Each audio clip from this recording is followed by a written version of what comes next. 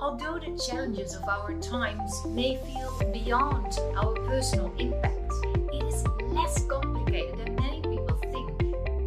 It's not companies, but people that make the difference. The following changemakers give you practical examples and tips how to put in practice circular economy in your daily work.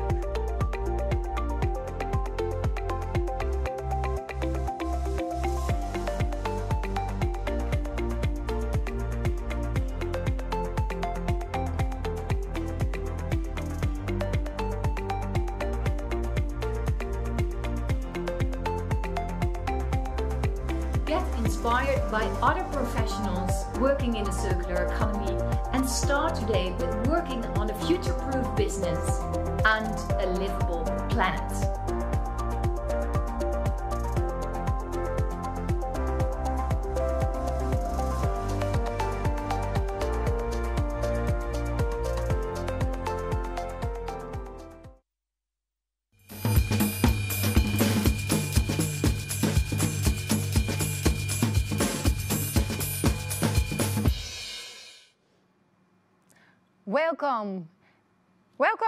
Welcome today with the launch of ChangeMakers Magazine. We are here live in the studio in Amsterdam, and today that means live means that you can also talk with us today. The launch of the magazine.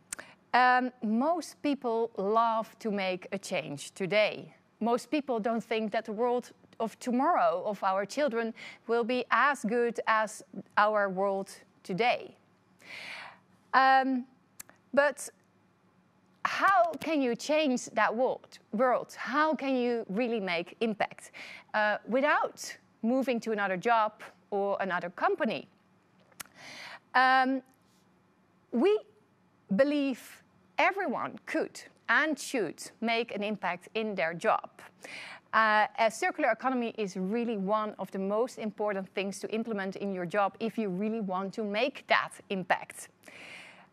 In the studio today, we have 4 of the 12 changemakers in the magazine here, and we will have a conversation with them, and you will be invited to ask them any question today as well. The ChangeMakers Magazine today tells a story about groundbreaking buyers, directors, marketers, and purchasers. And they are telling you their stories, like what do they do differently. And in the magazine, you can also click through all the tools and things, magazines, books, everything they have read to really get into the topic. So it's really easy to get started yourself as well. We launched the magazine, first of all, in the Netherlands last year, and then it became such a great success that today we brought it also internationally. And I'm very proud and also very happy that we can share it today. I'm Klaske Kruk, I'm founder of Circularities, and Circularities is an organization that is really implementing the circular economy and is thinking about who can do what in the circular economy so that you tomorrow can get started. But we didn't do that all by ourselves. We didn't do that only with Circularities. We also did that with Circl. And Circl is a platform based in Amsterdam, also a part of the ABN AMRO bank. And Nina Pusinen is here with us today as well. Nina, hi. Hi. Hi. So nice, right, that we have launched this magazine today and that we've gone international. Why is a bank such as ABN AMRO interested in circular economy? Oh, I think you could call it more than an interest.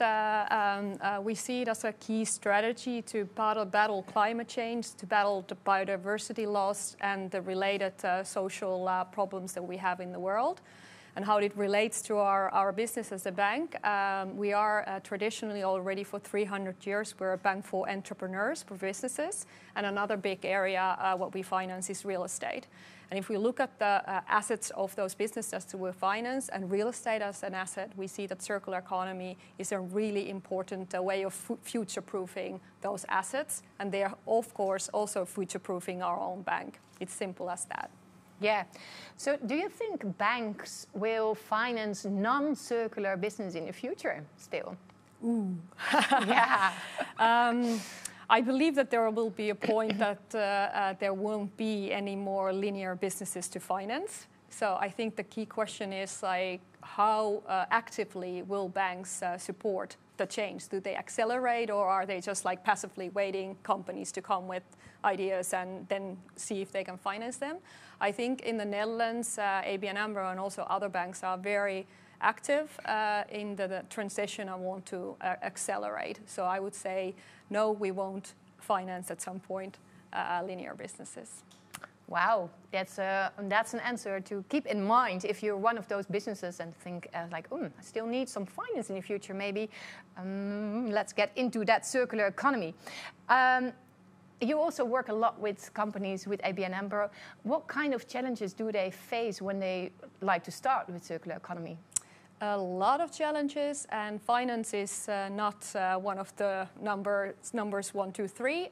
So it's a lot more about how to adopt circular innovation that is already out there, how to adopt it to their value chain, to their organization that are now perfectly designed from a linear perspective. So that's the struggle, and how to involve clients, suppliers, and also people within their organization. Yeah, so basically it's really about the question like, how do we get started? Yes. And not at the first place finance. No. That's funny, because a lot of people think that that's the key thing, but it's really like, how do we get started? Do you see a lot of attention? Do you see a lot of attention for circular economy? Yes, it's growing. So that's why it's so this whole week of circular economy. It's sort of also like a measurement, like how the attention is growing. And you see that this week also from the government and from the financial sector, etc. There are so many things sort of building up now that I think the momentum is now really getting to the S curve. Yeah. Yeah. Everybody that doesn't know that and is not from the Netherlands, in the Netherlands, it's the week of the circular economy, and this is part of it. How could this magazine that we made together contribute to the questions of the companies? Now, Klaske and me, when we started this whole idea, we noticed that together also we were organizing a lot of events for businesses, and we almost often we saw someone from the business, a CEO, sometimes a business developer, or other person coming to all these events and struggling, like how I'm going to involve my colleagues in this. So the dream was sort of like, okay, let's make this concrete handbook, inspiring handbook that these ambassadors could take with them when they go back to their businesses, and sort of like spread it around and say, read this first and then we talk. So we hope that this is some contribution to that change within organizations. Yes, great. Thanks, and also thanks for your explanation, and hopefully this will also go internationally and will be handy for all kind of companies, also international. But before we start having a conversation with all those guests around me, I'd love to also know who you are. So today we also have a chat. I hope you can find that chat in the right or left side. No clue actually. But probably you see already the question. What is your function? So I'd love to know, and if you type it now, I can get it here. So what kind of function do you have? We are really interested in that.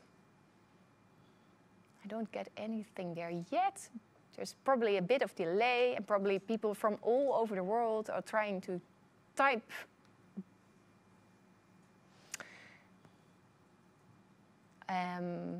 Are you a marketer? Are you a buyer? Are you maybe a director? Maybe you are something totally different.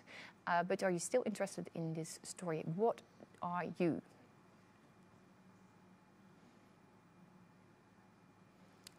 I I don't get anything yet. And if you are busy typing, type. Please stay typing. I also have another question for you, and so then you can keep typing.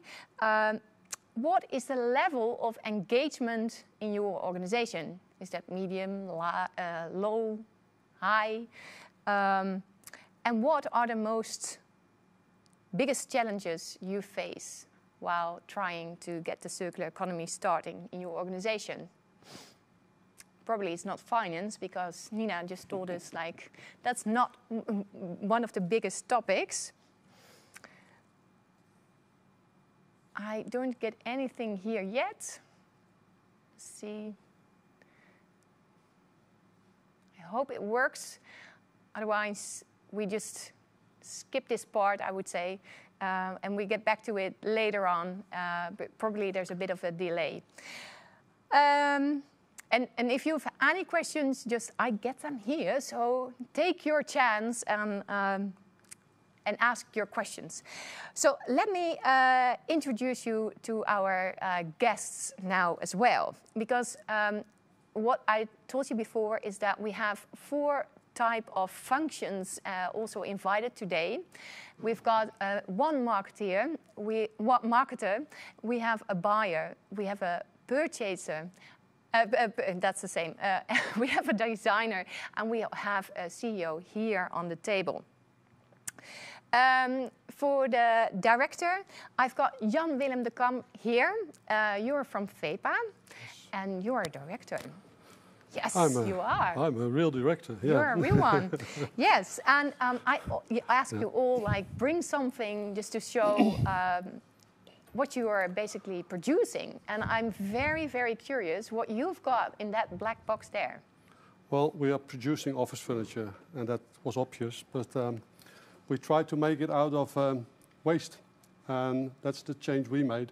Normally, we would buy new raw material and work that in a product, but now we change it, and we are looking for waste and see what we can make out of it. Yeah, so, you make chairs, right? Yeah, chairs, tables, couches, desks, cabinets, whatever. Yes, we will all kind of decorate your complete office. Yeah, but, made out of waste. Made out of waste. Only? No, we're starting to make it out of waste. So yes. We changed the way of designing our furniture and thinking about raw materials. And first, we started in 2008 when the first financial crisis started. All companies left to China, and we didn't. So we had to come up with something new, something different, something which is different from all the other companies. And we decided to be more sustainable. Yeah, and I think the audience is really curious what is in your black box. box. I'm curious for a moment now.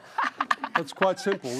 We started making products out of waste, and we started with Suez, Shita. They wanted a circular head office. A waste company in the Netherlands. Yeah, the waste company, and we delivered them some great furniture, but they said, well, it would be even greater if you made some furniture out of our waste, which was plastic at the time. Yeah. And PET bottles, one of them. And I asked, Wieger Droog, that's the bottle. The bottle. I asked Wieger Droog, he was the CEO of Suez, Shita, and he said, well, visit our factory in Rotterdam where we split all the plastic. And we did, and I asked him, what's the easiest material we can work with, you think? And he said, this PET. So we started with that, and from there we designed a new product, which was our felt chair. And now we are even fishing plastic out of the Amsterdam canals, and we make furniture out of that as well. With tables plastic well. Even, right? Tables, furniture, lamps, and From waste from the Amsterdam. Yeah, with plastic well we do that. Canals, yes. Yeah. So is there more interesting stuff in that black box? There's a lot more of. We have our own waste. We try to be a factory without waste. Yeah. So we have our own waste, which is fabric. That we, after cutting, we have some fabric left, and we bring it to a company, Frankenhuis, which is quite close to us. And they make, together with Brinkmann, they make these nice acoustic panels, which we use in our acoustic walling and furniture. Yeah. And that's a lot better than just the polyester we used to use. So this is your own waste, right? This is our own waste, and at the moment, the waste of others as well, because we have too little waste. Yeah, which is great. Which is basically what you want. Which is great. So we solved that one. Yes. But still have a lot of other waste in the company, like wood, for instance, and we work that up to new tabletops, for instance. And well, you can keep talking about everything in your black box, right? The box again. Yeah. Sorry. Lovely. Just shut me off. Thanks a lot. Yeah. I've got Lisa Hoordijk here. You are a buyer. You're here as a buyer. And you're working for Bugaboo. Yes. And I also asked you to show one of the products that you are making. Yeah. Well, I took print because, you know, our products are a little larger, like you couldn't take your furniture with you. But we are very well known for our strollers. That's the main product that people know us from. Yeah. Great. But you also do other things, right? Yeah, of course, accessories, and we have a crib, for example. But strollers is really the main part that we're developing. Yeah. Yeah. And people all over the world probably know you as well. Yeah. Because you're a fantastic organization. That's a certain, but also because you're also operating internationally, right? Yeah, we have sales offices around the world. We have our own manufacturing site in China. Which we guide very well. It has the same code of conduct as we have in Amsterdam. Our headquarters is in Amsterdam, but we are very international. Yeah, great. Thanks a lot. And then we go to Charlotte. Charlotte Mossert, you are a marketer from Phillips. Yes. And I also asked you to bring a product, but also your product is a bit big to bring along. It's a little bit too big. Yeah. I hope we can put it on screen. Yeah. It doesn't appear yet. Can we have the... Yes, here there we go. It is. Yes, Klaske, I'm a marketeer for Phillips. Actually, a remarketeer, I should say, because my primary role is to engage with active business development on a global scale of refurbished equipment. So what you see here on screen is one of our MRI systems. It's a system which you find as a diagnostic imaging system in the hospital scene, in healthcare facilities as well. Actually, we're looking straight into the heart of an MRI scanner, which is being refurbished at our site in Best in the Netherlands. And we turn this system into a circular edition, what we call it. It's the name of the portfolio, where it goes out of the factories, the same as new quality, and for another life cycle with our customers in the field. Lovely. We will dive into that just after I introduce also Miguel. And Miguel, you are not here, unfortunately, but you can join us online, which is also very nice. Miguel, you are kind of a designer. We'll get back to that as well. And you are working for Fairphone. And I also asked you to show what you are making. And I think that's... yeah, right. It's easier, right? That is a Fairphone. Just please show us. It looks quite normal, right? Like a normal phone. Well, it's normal until you open it, and then it's a modular device as well. Yeah. So Fairphones are modular devices, so that they can be very easy to repair. So very ready for the circular economy, I would say. Yeah. Fantastic. Great. Great that you're here. We'll get back to you as well. But then let's dive into what can you do as a director, a marketer, a buyer, and designer, because that's where the magazine is about. What can you do, and also what can you copy back there in abroad, just to put in practice tomorrow as well. Jan Willem, we start with you again. You are a director, and many of us think that if a director is into circular economy, easy. Everybody is into the topic, and everything will be implemented very soon, and so you're done. Is that right? Well, if I were the only one, yes, but Hyperfactory, I'm not the only one. No. And so we're working as a team, as we always do, and we find our way to make it fun, to make it really nice to work on it, and not make it difficult or heavy or whatever. So we try to make fun out of it. And how do you do that? Just start with something, and just as Marius from Plastic Whale always says, put a man on the moon. Let's make something out of waste, and just tell it and just do it. Start with it and fund it. Get the money somewhere, find it in your marketing budget or wherever, and just give them the room and the space to do it. Yeah, I love your answer, because a lot of people think like, oh, it's really difficult. No. It's technical. It's hard work. Hyperfactory, there are people that understand the technical part of it. I don't, although I did chemist and science as well, but not on the level we need to. Yeah. But no. Yeah, so that's a very nice thing you said there as well, because you started when you didn't really had a clue what circular economy actually meant. No, circular economy wasn't even a there. topic. It wasn't a topic at all. It was sustainability, yes, but circular economy. Yeah. But so what did... Even didn't know anything about sustainability as well. So no, but what did trigger you? What did you make to want... What I said, a lot of companies went to China for price reasons or whatever. Yeah. And we had 100 people working in the factory in Holland already.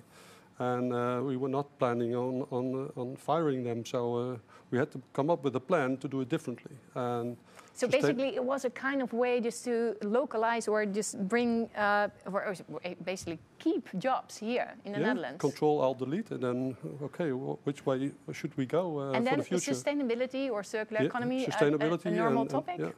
It just came up. I don't know why. It just came up, and nobody knew. And we just asked who knows something about sustainability, and nobody did. No. And then only our product developer, he said, I studied on the University of Delft. And, a student? A student. No, he was a student, but now he was with us. And he had a professor, Han Brezet. Yeah. And he taught sustainable design. So that sounds like he knew something about it. So we just asked him. And, but you used it as an innovation. Really at that time for your company? Yeah, we just want to know where we are, what's our position at the moment, and if we are we sustainable or are we not? What can we? I'm curious if it outweighs for you the financial benefits usually on the long term, but if you have to invest upfront usually in those projects. Yeah. And you were eager to do so. Yeah, because if you want, you always have to invest. If you run a business, you always have to invest in something. And most of the time, you're not really sure if it pays out in the end. But if you believe in something and you invest in what you believe in, most of the time it comes out right. If you invest in something you do not really believe in, but you think you can make money out of it, most of the time you'll fail. So. Yeah, but a lot of people and a lot of companies say like, but we don't have the money to invest in it. But you probably don't make millions yourself either. So where did the money come from? Or does the money come from? Because you probably still have to invest in it, right? Yeah, but you can find partners several ways. You can find partners because most of in your supply chain, they are interested as well, somewhere. And maybe not the biggest suppliers, but there are smaller suppliers that are interested in turning the world around a little bit and be more sustainable. So that's one. And if you invest both or with 3 or 4 companies, that makes it easier. But for instance, we have a marketing budget. And we spend it on a football club, which doesn't bring anything to sustainability. It makes fun every Saturday. Not everybody likes football. And we change it in plastic fishing. So we put our money on Plastic Whale. Yeah. We started plastic fishing with our customers. Yeah. And basically it was the same activity. Basically it are other priorities then, right? You put your priorities where you really want to go, and then it's even financially possible. But you didn't do this all by yourself. You needed the rest of your organization. I'm probably trying to answer the question a bit for you already, but how much of that is true? How much do you need other people in the organization? How much? we need all people in the organization. Yes. From purchase to product development to sales to the people in the factory, everyone. Everyone. So that's a great bridge. To Lisa. Yes. Thanks. Yeah, Lisa. Buyers normally think about like materials, like where can I get them, how much can I get of the materials, what is the quality, how safe are the materials, how much does it cost? Not a very, very, very important topic. But how can you also get circularity or as a topic into the mind of buyers? How can they, on top of all those things, also consider where the material is made from? It's everybody in a company has to be involved, so also the buyers, but not just the buyers. If you as a buyer want to purchase a sustainable material from a very sustainable supplier, you most likely won't get or the funds or your designers are not requesting that material. So you really, it's a co-effort. You really have to do it all together. And then as a buyer, you have a very important role to make sure that you facilitate your company to get the right material in the right quantity and still have all those other things as well, of course. I mean, in our sector as well, quality is very important. So you cannot let go one and then only focus on the other, of course. No, right. No. So basically, your answer is basically the same. Like you need the rest of the organization. Yeah. But who else do you really need to get this really on the agenda? Well, really everybody, and also from all levels. Yeah. You can start maybe like, okay, let's start a movement. It's in your culture, but you also need the top management to really approve certain changes. You only can change to a certain level if you don't have the top level involved.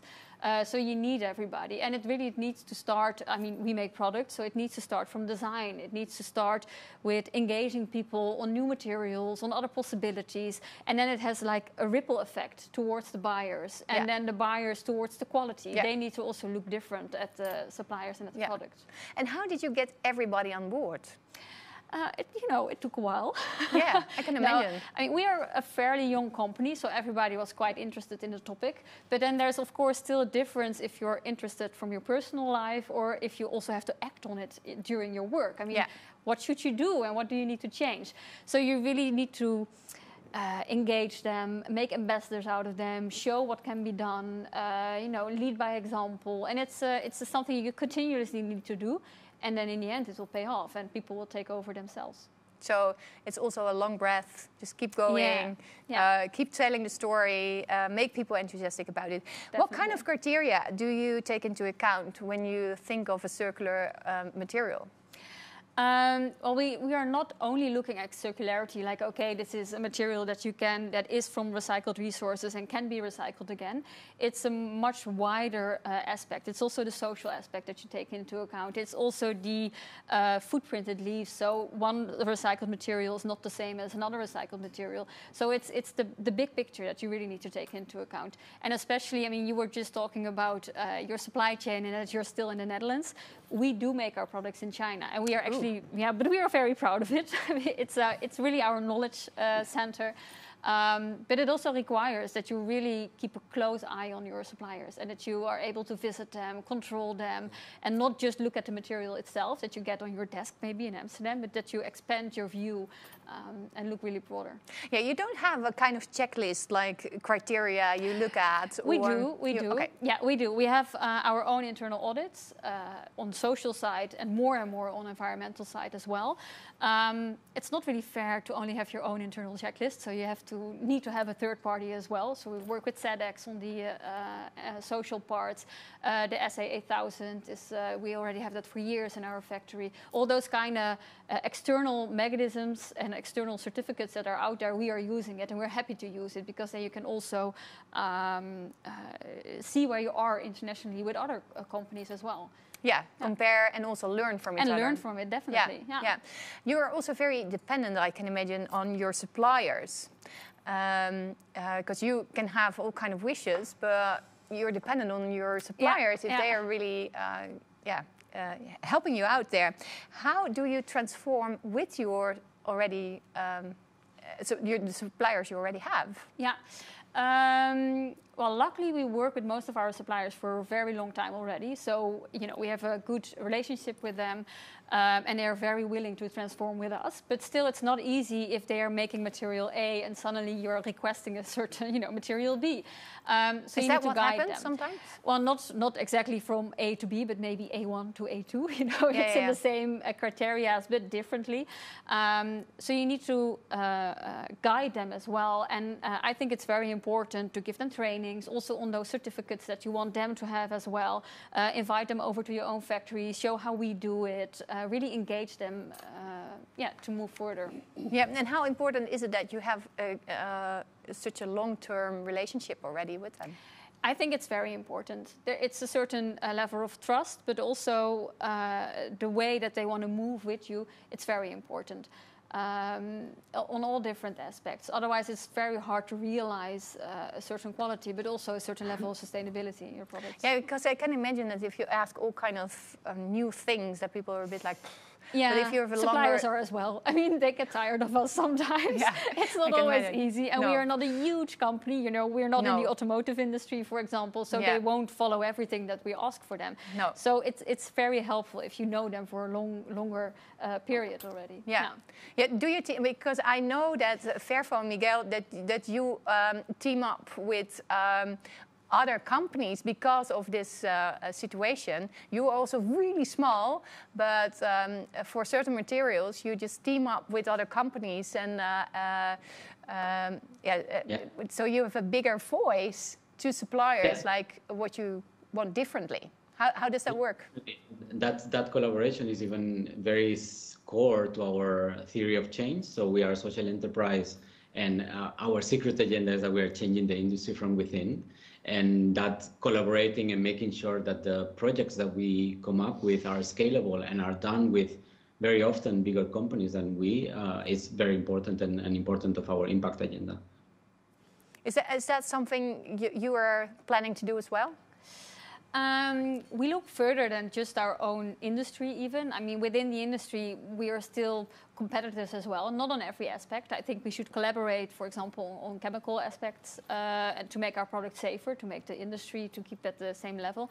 But we look a lot at the fashion industry, of course. We use textiles and they are a front runner. They're always also being judged for the things that they do, so they accelerate more. So yeah, we work with different brands in trainings, for example. It's not like a brand that we put out on the market, like, hey, we have a collaboration, but it's really behind doors, actually, that we set up trainings and we invite other brands as well. Yeah, I see Miguel saying yes as well. Okay, and but is it also possible that someday, and maybe it happened already, that you say like, sorry, suppliers, but we're moving to a circular direction. You are not going with us too much, so sorry. Yeah, of course. No, it's not only an initial audit when we onboard a supplier. It's continuous checking, of course. Sometimes announced, sometimes unannounced. And if things are not okay, or they're telling that they're doing certain things, but they are absolutely not, we give them, of course, a chance to improve. But if they don't improve, then we will go our separate ways. And that happened. It happened already before. Yeah. Luckily, not that much, because we have to find a new supplier. Yeah, not easy. Yes, no, it's not easy. But because how do you find a circular supplier? Well, you have very good purchasers.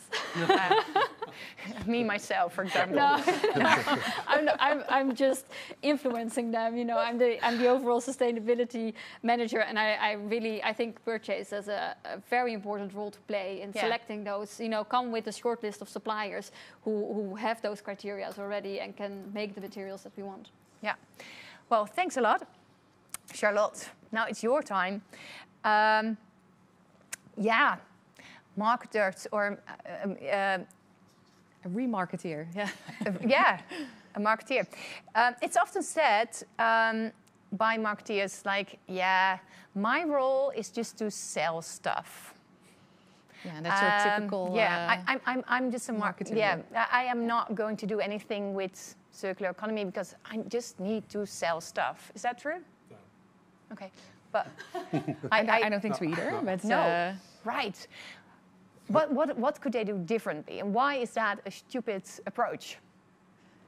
Yeah, well, first of all, I think it's our future, the best interests of our healthy planet and also healthy people living upon the planet. So within Philips, it's one of the core beliefs that really goes through the entire organization. But I can imagine if you're in a large corporate and it's not priority, and it's difficult. But still, if you have that passion, if there's a light burning somewhere, then I would say take your chance and try to, even although it's a very small change that you can make throughout the entire organization, then still it can be, like you said, a ripple effect can be so effective. Yeah, but people, marketeers normally say like, but my customers don't ask for a circular product. So why should I? If there's no market, why should I? There is no start for me. I think it's an important role to create that demand, to engage with our customers and to move away from, we say that transactional linear selling of moving boxes, moving equipment. That's really not the future. We move into solution selling, where we engage with a longer-term partnership with our customers. So throughout the life cycle of our products, we want to make sure that the customer is able to fully use the system or the solution to its maximum value, and at the end of it, that we close that loop, that we take back the solution, and that we make sure that we can provide another life cycle. So I can imagine that you would like to say to all marketeers in the world, well, if your customer doesn't start about a circular product, start about it yourself. Yeah, I would say ask very bold questions and just say, hey, what are your sustainability ambitions? Have you thought about this? How do you see that happening across many years? Where do you see your company end up? And I think just asking bold, small questions. So sales needs to be very much enabled to do so. Yeah. So training them is really crucial. That they're capable of coming up with the right questions and just engage with them. Yeah, so it's quite cheap. You can just ask a question like, did you think about it? It's and just there are a question. Passionate customers that really are passionate about the subject and that come forward, and you could use them as an ambassador. Like you were saying, Jan Willem, instead of moving your marketing budget towards a football club, put it in an effort where it's really visible for people, where it has potential of reaching. That was nothing with Phillips in mind, sorry. No, the wheel, the plastic wheel, you mentioned that was, no, not the PSV. No, I wasn't thinking about Phillips. Yeah, we've moved away from that as well. So you never make those proposals, even if they're small, but if you never think on it, it will never change. So I think if you make, as a marketeer, a proposal like, hey, should we make a different move? A lot of people might say, why not? No. Absolutely, yeah. And even as a marketeer, it's not only looking at the downstream sales side, but also talk to your colleagues of design, talk to the manufacturing people, make sure that you have detailed knowledge of your product, how it's built, where it comes from, and how long it lasts across a lifetime. And making sure that the company, actually. Yeah. So basically what you say is like you have outside your company a very important role to play, just to create basically a market for circular economy products. Just make sure you get your customers to ask for circular products, maybe even. But also inside your organization, you have an important role to play. That's basically what you said, right? Absolutely, yeah. And if you look at how we approach this at Philips, so I am part of an integral large strategic team where we look at the roadmaps of our products. It's not only a single time selling a new product, but it starts with design, looking at the circular design principles, and think about together with this whole team, with manufacturing, logistics is involved, return logistics eventually, so sales, the marketeers, and together we decide what the roadmap should look like and how we can optimize for circularity. Yeah. And also close material loops that are already existing in the field. Yeah. So and now you have a very difficult job, because basically what you do is you resell secondary or basically refurbished CT scanners. And a lot of people probably think if it's secondhand, like, quality might not be as good. I'm probably not going to sell this. Is that true? And how do you go about that? Yeah, you see that this is a typical an assumption that comes from customers that are not informed. And I have to say that the most mature healthcare markets, like Europe and North America, we really have a high-end healthcare system. There it's very accepted. The customers know that they can go to us for OEM, original equipment manufactured, refurbished solutions that are the same as new quality. And that's also our promise. They go into the factory, second-hand systems, and we bring them completely up to spec of a new system. Same guarantee. Same warranty, same as new, and the same serviceability, etc. And I think making that promise clear towards the customers, and also showing the process, the detailed refurbishment process that our systems go through, that really helps. But then still we have our challenges in the healthcare space, which is very conservative. Some markets say we block the import of refurbished equipment, although it has the same as new warranty and quality. So we're still working, also lobbying with regulatory bodies in order to inform them that this is a potential to lower the cost of care. Yeah. And at very good quality. And quality is just very good. Yeah. Are you also considering second-hand materials or products to resell? It's part of our business. It's part of your business already? We're just kicking it off. Yeah. Oh, really? Yeah. We looked at it before, but I think the market wasn't ready then. Yeah. It is now, and we are launching it as one of our new business models. And yeah, you can purchase refurbished, but also lease our products now. So yeah, and that's if you make good quality products, you can. Which last for. They last forever. Multiple lifetimes. Yeah. But do you also see the problem that Charlotte is facing? Like people still a bit like, oh, what's the quality? Yeah, you need to prove that the quality is as good as new. Yeah. Yeah. We do not even refurbish our own products, but products of other manufacturers as well. So we take products from other manufacturers back, refurbish them and bring them back to the customer, like Nationale Nederlanden here. The whole new head office in The Hague and Rotterdam are refurbished. I think 80% is reused from their own material, 10% is reused out of the market somewhere, refurbished all by us, and 10% is circular new products. So it's already. So you're actually the agent of multiple brands that you refurbish and place back there. If we reupholster a chair, whatever, it's a brand X, Y, or Z. We can upholster any chair if you want. Yeah, well, that's maybe even a step further. Like you're not only reselling your own stuff, but also reselling others.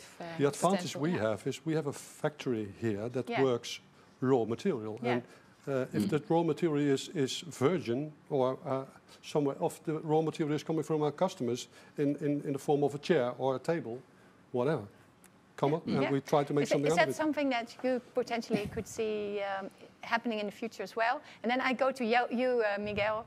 Wait a minute. I think for what we do, the complexity of these medical imaging systems, it's really different by design. They're different, but I think. For us, it starts with modularity, similar to Fairphone. Yeah. I think that has a big chance of. Are you going to? Well, we of course have our manufacturing and supply chain in China, but in order to refurbish over here in Europe or in the Netherlands, you need to have some production line and you need to have some thing going on to really control the quality yourself. So yes, we are also doing that over here, but so far only for our own brand. Yeah. We can do it locally with partners as well. Yeah, definitely. Yeah, you have to work with other partners together. Yeah. Charlotte, last question. A bit of a... well, maybe you don't like the question so much, so don't hit me. Don't hit me. No, bring it on. Not challenging questions. Some people may say marketeers are responsible for overconsumption. And... ouch. Yes. And they are making us feel like we always want more, we want better, we need more. So that are the bad guys. How do you look about that? How do you look at that? Of course, we still have a profit objective eventually, but the road towards that profit is something as a marketer that you can truly change. Yeah. Whether it is closing the material loops actively, I think, and engaging more towards moving away from that linear transaction towards a service-based solution selling, where you really optimize the usability of a system at the customer side. I think that is the future. So although we still have many challenges ahead of us, I think working on it every day and trying to inspire others to do the same, that we're on the right track. Yeah, so probably a lot of marketeers need new skills as well, right, in the future? Yeah, definitely. Yeah. I would say really open up, like I mentioned, just learn about all different disciplines within your facility, within your company, and have a really clear vision of where you want to land eventually. Yeah. How do we want to live in a more sustainable world, and something needs to change instead of that one-off sales that you bring. Yeah, yeah. Okay, Miguel. Hey. You're still there, right? Hi. Hey, how are you? Hi. Well, normally if I call you a designer, you're a bit like, oh, nah, I'm not really a designer. What are you basically? Are you a coach? Are you a researcher? Or are you a designer? Well, I'll start with the facts. I did study industrial design, so that would entitle me to be called a designer. But I think like designer is such a word. I actually believe that we are all designers. In the end, designers are creators of things, of products in this case. So also very important, having a very important role in this whole discussion. As a designer, you also need to influence others. And that's the part where you are more of a coach, I think. And I like other people in the room also have mentioned this. It's a joint effort. You need to make sure that you champion this topic, and you need to make sure that you convince others in your organization. So definitely we are also coaches. And researcher, you also mentioned, you don't know everything, of course, and the circular economy is a difficult topic very often, and can get really technical at times. So you need to be a bit of a researcher as well, and be curious always on how things can be done better or different, or how you can zoom out to see things in a different way with other people. So definitely a little bit of the three. Yeah, because I know that you as a researcher have been really diving into materials and really diving into the details, basically. How did you do that, and why did you do that as a designer? Yeah, I mean, again, it was not only me, of course, but at Fairphone, we, in our quest to influence the rest of the industry and to play that inspirational role, we do indeed a lot of research. So when it comes to materials, which for our type of products are mostly metals, also plastics, but mostly metals, we have researched multiple supply chains. So actually our last scoping study has been looking at more than 40 different material chains, and zooming in a little bit more in the 14 materials where we saw the biggest opportunity.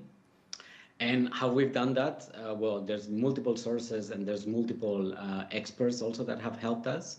Very often, every material chain is a different world sometimes.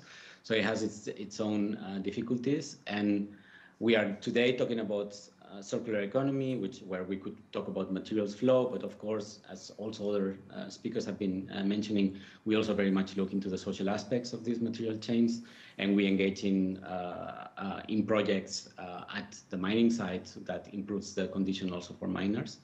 Not only that, we also focus on other topics, of course, within the circular economy and decent work agenda, but let's get more into that into other questions, I would say. Yeah, and maybe also read the magazine, because there you explain this very well as well. For everybody watching now, you can read the magazine at circle.nl/changemakers. There you also see what kind of tools everybody of you uses, and you can reuse it as well. It's very circular. Let me ask the question here at the table as well. Like Miguel said, like basically every professional in the circular economy should be a kind of coach. Is that something you recognize? You said that already. Yeah, it's definitely. I feel it's a repetition, but definitely. Yeah, it is. So let's move to Jan Willem. Are you a coach? I try to be so. Yeah. Yeah. But how? In what manner? I was trained in the military, and there we learned how to be a coach. Yeah. And a lot of people think that officers are always yelling and telling you what to do, but that is from a long time ago. I think we always say you can have an idea of with a 9, but if it has the how do you say it? If the people don't believe in it, you get the outcome of a 6. Yeah. And if they have an idea of a 7 and they go in for it for 120%, you can have an outcome of maybe an 8.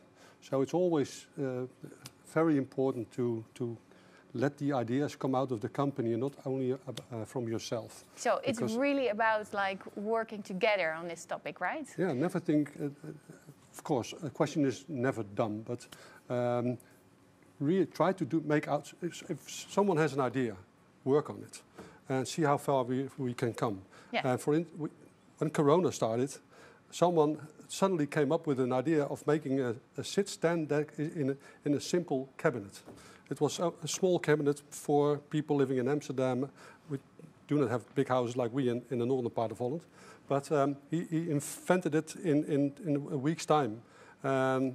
With our marketing, we brought it to the market in 2 weeks. Yeah. It came out of people, not from us, not from anyone. So. And then you just take the new ideas go for it. And go do for something. It, make Stop it, talking. Right. Rob, stop talking. Yeah. Also, are you also a coach? You have to be. I mean, we all agree that you cannot make a change or an impact by yourself. So you need to engage. You need to engage your whole company, and you can only do that by coaching them and work together. Yeah, I think that should be the tagline of this broadcast: work together. Miguel, back to you. As a designer, you also design the waste, right?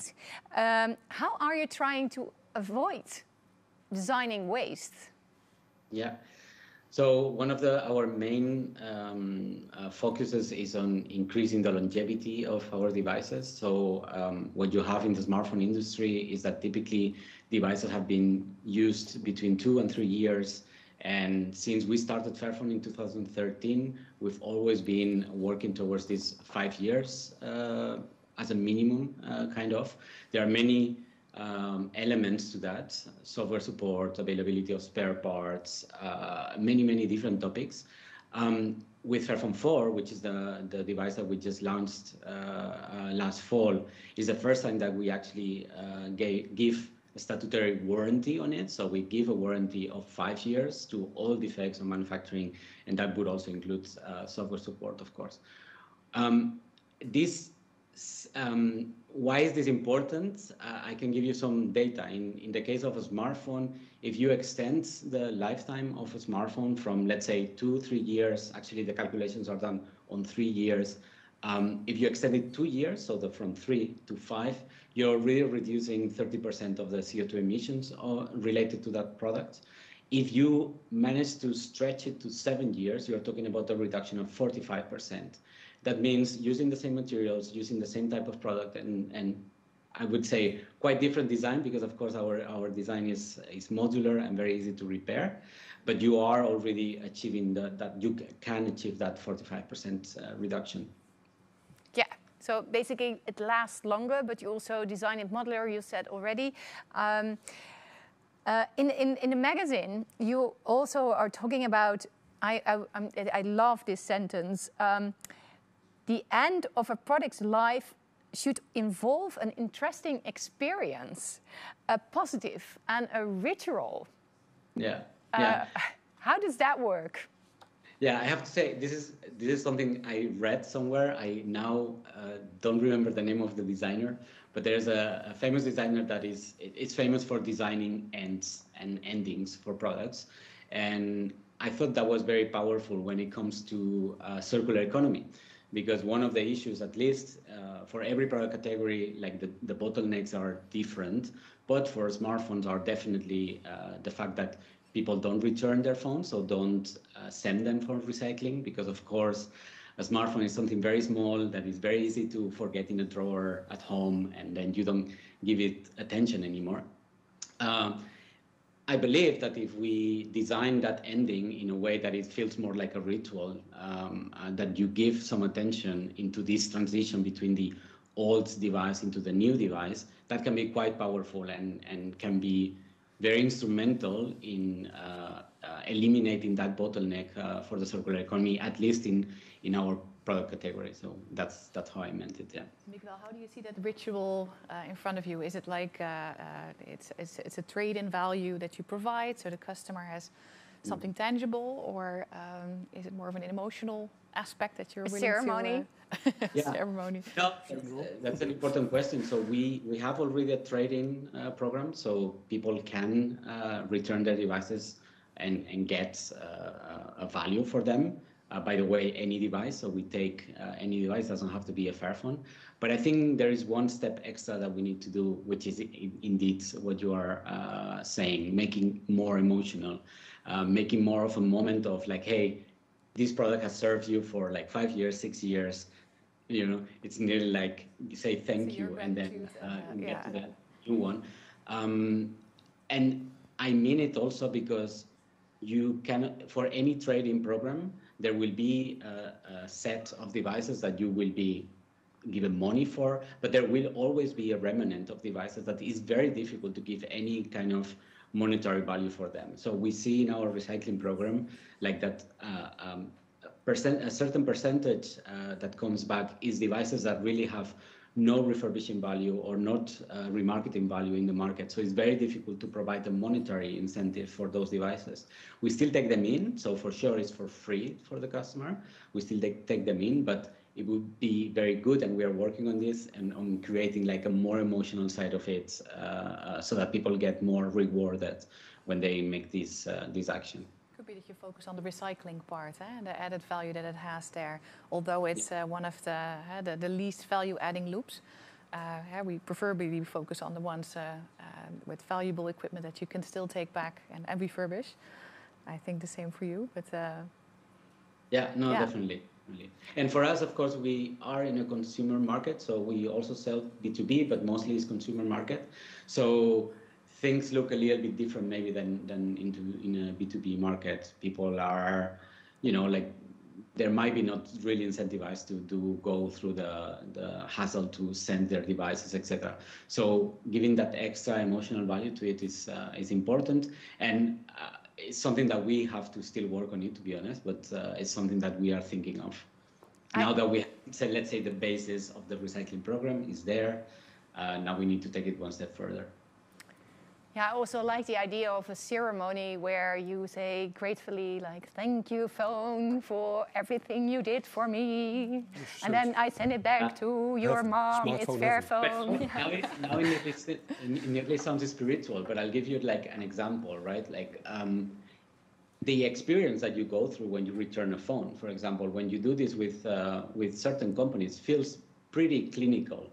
So very often, companies use another partner for returning devices. So very often you get into even a different web space that looks a bit different. That already detaches you from the brand. So what I mean with this ritual is to really make sure that at least it is a branded ritual as well, that it is part of the life cycle of your phone, that it is of course, it's negative that your device is not used anymore, but you can still try to give it a positive loop, like what you were saying.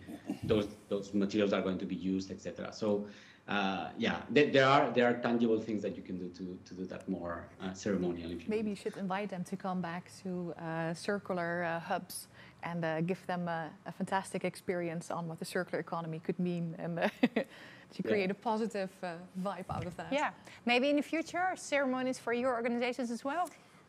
Thinking of it, smartphone heaven. Yes, right.